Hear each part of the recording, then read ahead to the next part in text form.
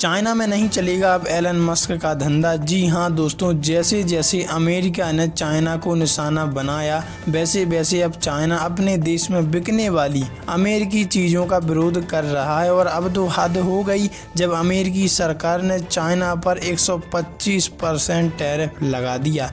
अब सोच लो, चाइना उसी तरह अमेरिका से बदला ले रहा है जैसे जैसे अमेरिका चाइना पर टैरिफ लगाते जा रहा है।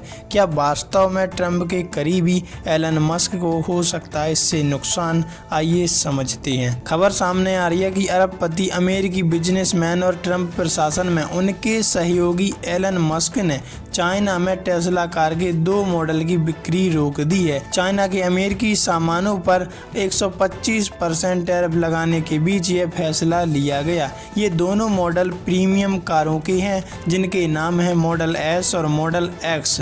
ये दोनों मॉडल अमेरिका के कैलिफोर्निया प्लांट में बनते हैं। चाइना में टेस्ला की वेबसाइट ने शुक्रवार को दोनों ही मॉडल के लिए ऑर्डर का ऑप्शन हटा दिया। हालांकि कंपनी ने आधिकारिक तौर पर इसकी वजह नहीं बताई, लेकिन सच तो यही है कि इसी मकसद से रोका गया। अमेरिकी सामानों पर चीन का टैरिफ इसी वजह माना जा रहा है। रिपोर्ट्स के मुताबिक चाइना में पहले ही इन मॉडल की सेल लिमिटेड थी क्योंकि ये दोनों ही महंगे मॉडल हैं। इस बीच जो खबर अभी 125% टैरिफ को लेकर आ रही थी, अब वो बढ़कर 145% हो गई। डोनाल्ड ट्रंप के राष्ट्रपति बनने के बाद चाइना पर अब 145% टैरिफ लग सकता है। इसके जवाब में चाइना ने भी कार्रवाई करते हुए अमेरिकी सामानों पर 125% टैरिफ लगा दिया।